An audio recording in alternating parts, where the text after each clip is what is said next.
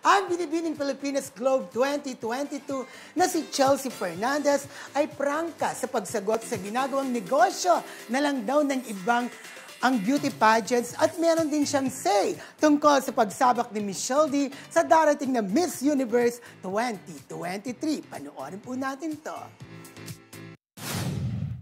Iba talagang ginagawang business yung pageantry. I mean, they can earn from that naman po kasi talaga.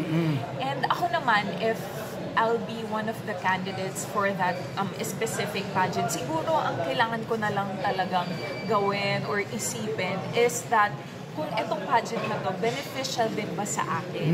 I mean, kapag sumali ba ako dito, hindi ba masasayang yung chance ko, yung opportunity, yung time, and syempre, for sure, di ba naman Tito, kapag sumasali ka ng pageant, grabe naman kasi talaga yung gagastusin mo dyan.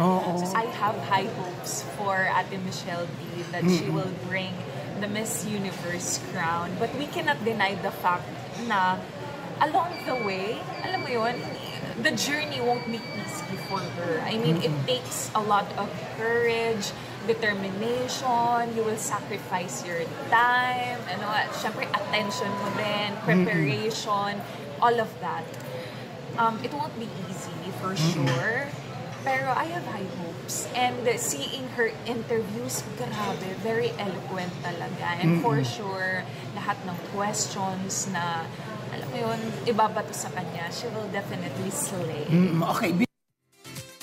Yun, nakasama ko si Binibining Pilipinas Globe 2022, Chelsea Fernandez sa Davao, dun sa araw ng Moncayo. Sabay in-interview ko na rin siya. Dinig na dinig ko yung boses. Oo, diba? Nalaman ko agad, ay si Tito yung nagsasalita. Yung boses ni Chuchay, no?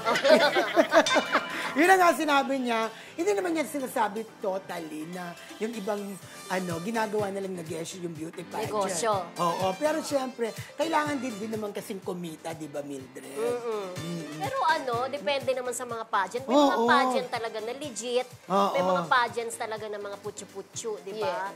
Pero marami pa rin sumasali, di ba? Oo, kaya fairness. Choice din naman yan ng mga sumasali. Correct. Oo. Ayan. At saka gusto ko yung sinasabi niya na malaki daw ang chance ni Michelle D para sa Miss Universe 2023. Dapat talagang support. Kasi sa Q&A daw, di ba, syempre parang kayang-kayang ilaban. So, mataas yung, kumbaga, yung kumpiyansa na bukong mananalo nga or papasok to sa mga finalist, di ba?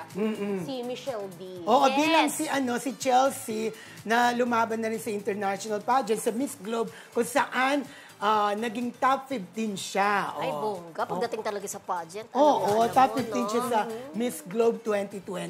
Ay. Si Chelsea. Ang ganda niya, kahit walang makeup sa person. Dyan pa lang walang makeup. Bare face nga siya dyan to. Ay, tinanong ko rin pala makeup. kung halimbawa gusto niyang pasukin ng ang pag-aartista, why not daw? Susubukan din daw niya. Yes, why not? Maganda naman siya, di ba? Yeah.